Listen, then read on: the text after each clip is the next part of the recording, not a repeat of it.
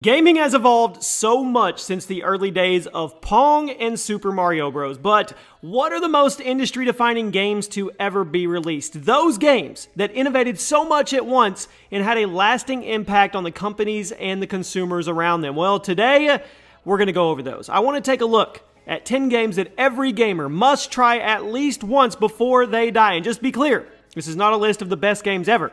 This is simply a list of games that had something special to them in some unique pull that gave them their legacy and had a massive impact on the way we see games today. So, I'm going to put it on you guys. If you haven't tried one of these games in this list, you need to do it before. It needs to be on your bucket list, okay? Drop a like, and here we go.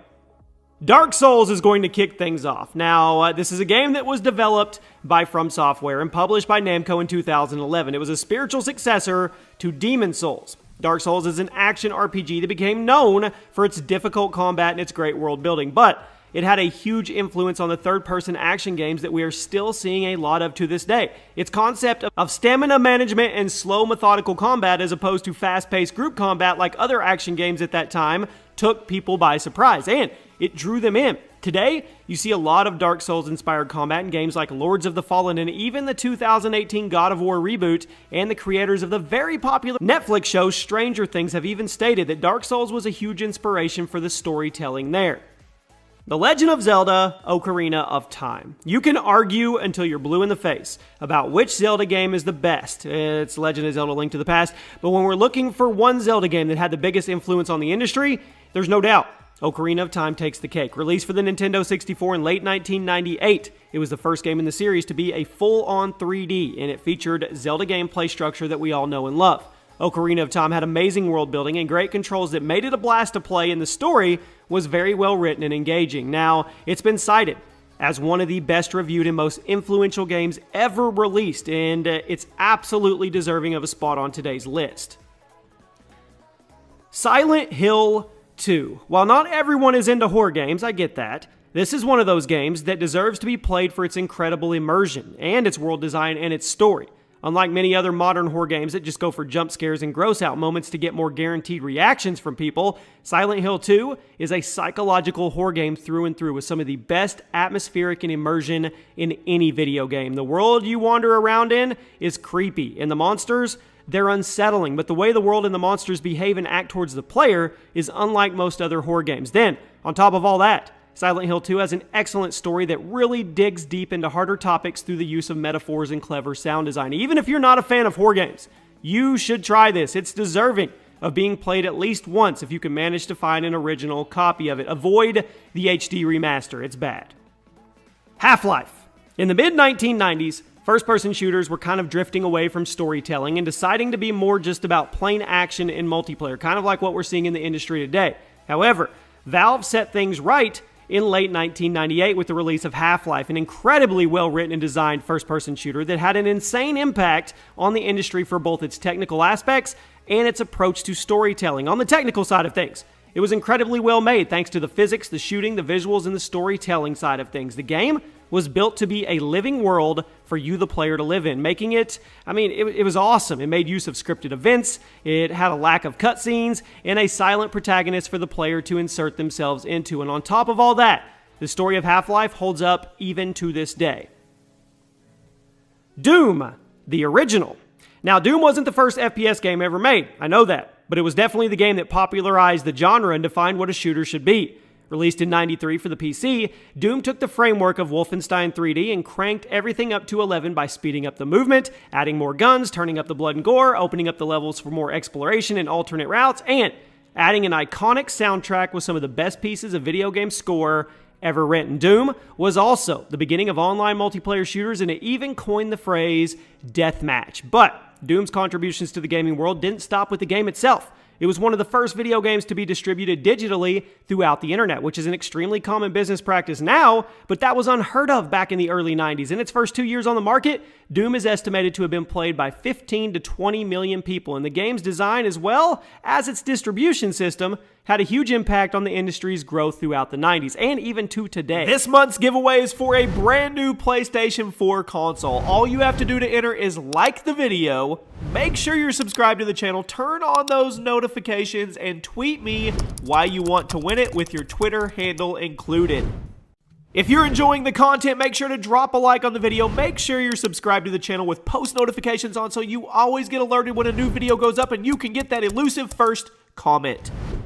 Minecraft, one of the most financially successful games of all time. Minecraft is a tried and true sandbox game. You hear the phrase sandbox game getting thrown around a lot nowadays to the point that it's kind of, well, it's had a definition change, okay? But if you want a true sandbox game, and arguably the game that popularized the genre in the first place, look no further than Minecraft, okay? Released for the PC in 2011 after 2 years of beta testing. It was an instant success thanks to how much freedom it gave the player to do whatever the heck they chose to with the tools the game handed them. Its popularity led to console and mobile ports a few years down the line, and even the creation of Minecon, which is a yearly convention for Minecraft fans to gather and for the devs to update them about what they're going to be doing next. Today, Minecraft has sold over 154 million copies across all systems, and it reportedly has over 90 million active users.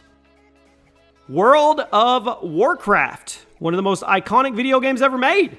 WoW launched in 2004 to a massive following that grew and grew with many expansions. While it did experience a bit of a fall in popularity, it's actually climbing its way back to the top, and it's still by far the most popular MMORPG in the world. World of Warcraft had a huge influence on not just the MMO genre, but the gaming industry as a whole, thanks to its distribution service, its online popularity, and its in-game events and economy that were extremely innovative for its time. I know not everybody is into MMOs and not everybody is into World of Warcraft, but you should give it a go at least once. I suggest that once the vanilla servers come back, you go in there, give it an experience, see what you think about the phenomenon, and see how it holds up. Grand Theft Auto 3. Now, everyone has played a Grand Theft Auto game, but not nearly as many people have played GTA 3. Obviously, it wasn't the first game in the series, but it was the first game in the series to feature the modern structure of a fully 3D open world for the player to run around in and do whatever they wanted to. Up until this point, GTA had been a 2D top-down action game. Released in October of 2001, GTA 3 was a technical landmark thanks to its depth and size, as well as its great storytelling and gameplay that the series is known for. Now, GTA 3 may not be the best game in the franchise. Everyone should play it, though, at least once, because it's pretty much the reason why open-world games got so popular in the first place. If you have a favorite open-world game, you can probably thank GTA 3. Halo Combat Evolved. While GoldenEye was the game that proved there was a market for first-person shooters on consoles, it was actually Halo that took that idea and ran with it. They sprinted with it, boasting more refined gameplay, a great story, and a unique gameplay style that kind of blended arena-style shooting with more expansive map and level design, all topped off with an incredible soundtrack composed by Martin O'Donnell and Michael Salvatore. I mean, Halo was the game that single-handedly pulled the original Xbox onto the map. I mean, it did. It put it on the map, and it kicked off one of the biggest franchises in gaming history. If you're a fan of first-person shooters, you owe a lot of that to Halo. And if you've never played the original, go play it. And at number 1 today, Skyrim. There is a reason why Skyrim was released almost 10 years ago, and it's still going strong despite having no multiplayer offerings and very limited expansions. Released in 2011, it was a fantasy RPG developed and published by Bethesda as a follow-up to Oblivion. And while people may debate over whether Skyrim was actually a better game overall, there's no denying that Skyrim's world-building, character progression, combat, and open-world map grabbed millions upon millions of people and sucked them in. Today, Skyrim is one of the most financially successful games of all time, selling over 30 million copies. And Skyrim is still played by tons and tons of people thanks to its massive world and the thriving modding community that continuously breathe new life into the world that Bethesda created. If you ask me, every gamer, if you consider yourself a gamer, should try Skyrim at least one time. And there you have it, my friends. Those are video games that everybody needs to try at least one time for different reasons. Not just because they're the best game, because they were so influential and they were just, something was special about them. So if there's any on this list that you've never booted up, I highly, highly recommend you do. Let me know one game that didn't make the list that was deserving. That's it, guys. Hope you have a great day. Make sure to drop a like. Make sure you're subscribed to the channel, and I'll see you soon.